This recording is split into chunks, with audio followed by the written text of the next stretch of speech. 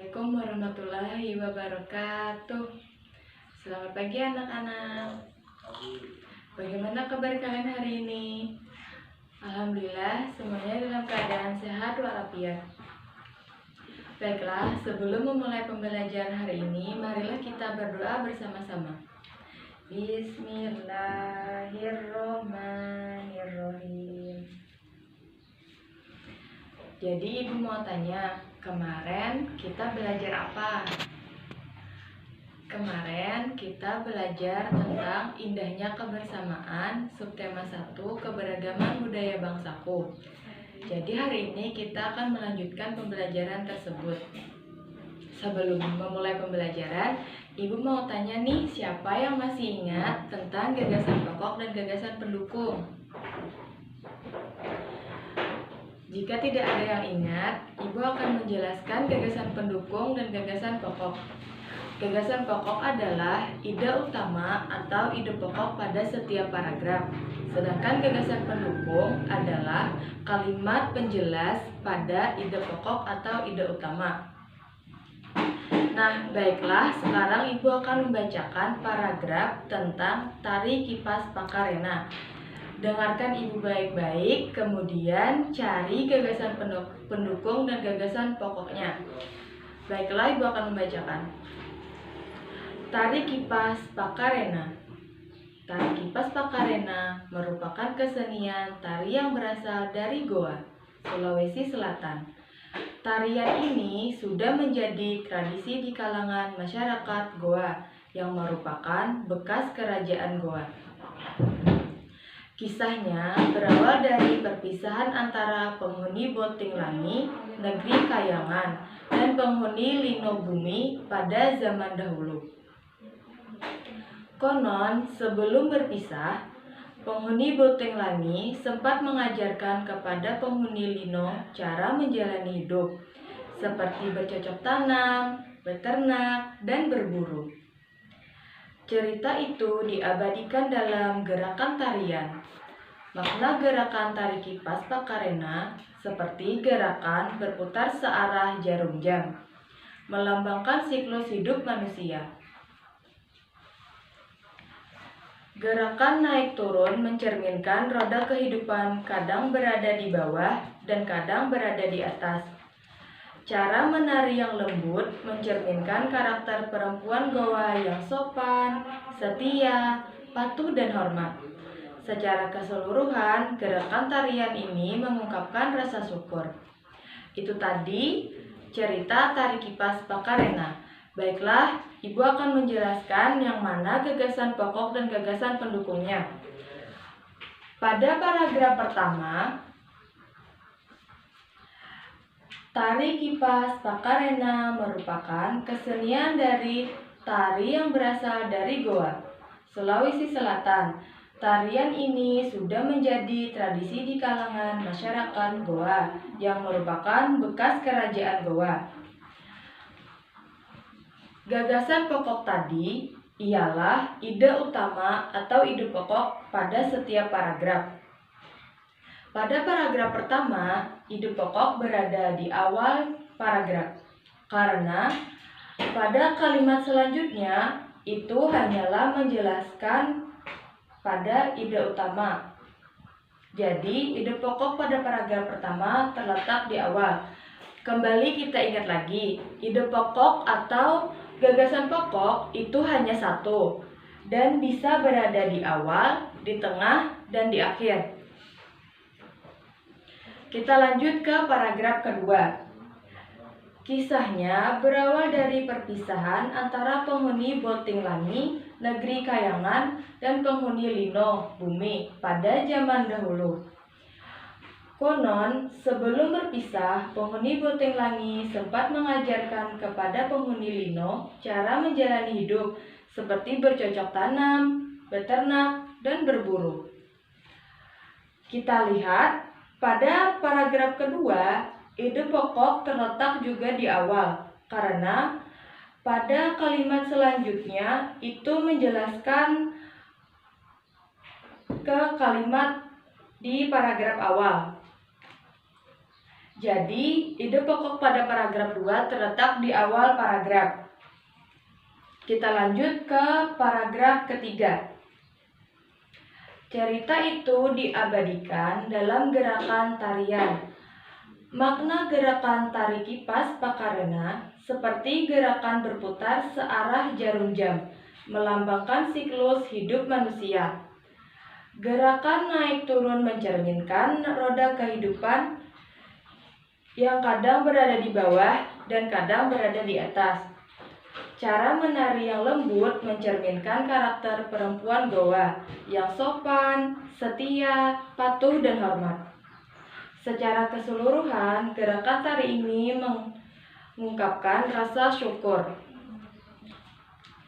Nah, pada paragraf ketiga, ide pokok berada di cerita itu diabadikan dalam gerakan tarian, berada di awal paragraf. Karena pada kalimat selanjutnya itu menjelaskan ke ide utama atau pada awal kalimat paragraf. Nah, jadi anak-anak ibu apakah sudah paham dan mengerti apa itu gagasan pokok dan gagasan pendukung? Baiklah, jika sudah paham, ibu akan bertanya, yang mana pada paragraf pertama gagasan pokok dan gagasan pendukungnya? Ya, gagasan pendukungnya berada di awal paragraf, gagasan pokoknya berada di awal paragraf, sedangkan yang selanjutnya itu ialah gagasan pendukung. Baiklah, karena anak-anak ibu sudah paham, kita akan lanjut ke pembelajaran selanjutnya. Nah, siapa di sini yang sering menggunakan sapu lidi di rumahnya untuk menyapu? Ya, seperti sapu lidi, jika yang digunakan hanya satu batang lidi, maka sapu lidi itu tidak berguna untuk menyapu sampah-sampah yang ada di rumah kita.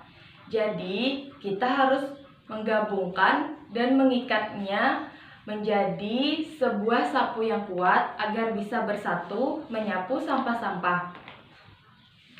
Seperti yang ibu bacakan, kita hidup penuh dengan keberagaman. Di dalam keluarga, hampir setiap anggotanya berbeda. Di sekolah, kamu mempunyai teman-teman yang berbeda. Di masyarakat, kamu mempunyai tetangga yang berbeda-beda. Tahukah kamu, perbedaan yang ada di keluarga, sekolah, dan masyarakat akan menjadi indah apabila dilandasi oleh persatuan dan kesatuan. Nah, apakah kalian tahu apa makna sebenarnya dari persatuan dan kesatuan? Seperti yang ibu jelaskan kembali lagi, untuk menjawabnya, seperti kita ingat, satu lidi tidak bisa untuk menyapu halaman.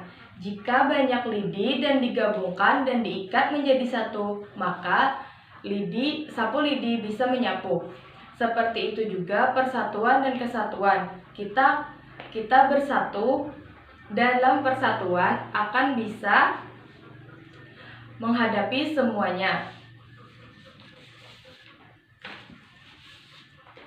Nah, pada umumnya sapu lidi digunakan untuk menyapu.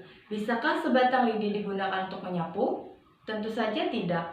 Lidi dapat digunakan untuk menyapu jika terdiri atas beberapa puluh atau ratus lidi yang diikat cukup erat dan menjadi satu. Dengan menyatukan lidi-lidi dalam satu ikatan, akan tercipta kekuatan yang besar. Jadi, persatuan kesatuan dapat diartikan kumpulan bagian-bagian yang dipersatukan. Hal itu merupakan bukti pentingnya kekompakan dalam mewujudkan persatuan. Dengan demikian, persatuan tidak mementingkan kepentingan diri sendiri atau kelompok, tetapi lebih mengutamakan kepentingan umum. Nah, jadi kita semua harus bersatu untuk mewujudkan persatuan. Jadi, apakah anak-anak ibu sudah paham tentang persatuan dan kesatuan? Jika sudah paham, ibu akan memberikan kalian tugas tentang paragraf pendukung, dan paragraf utama. Selanjutnya, tugasnya ialah tentang contoh-contoh sikap persatuan dan kesatuan dalam keberagaman. Sebelum Ibu mengakhiri pembelajaran, Ibu mau tanya nih, siapa yang masih ingat tadi apa pengertian gagasan pokok dan gagasan pendukung, serta apa makna dari persatuan dan kesatuan yang telah kita pelajari tadi? Ya, jadi hari ini kita belajar tentang gagasan pokok dan gagasan pendukung. Gagasan pokok adalah ide utama atau ide pokok pada setiap paragraf. Sedangkan gagasan pendukung adalah kalimat penjelas untuk ide utama atau ide pokok.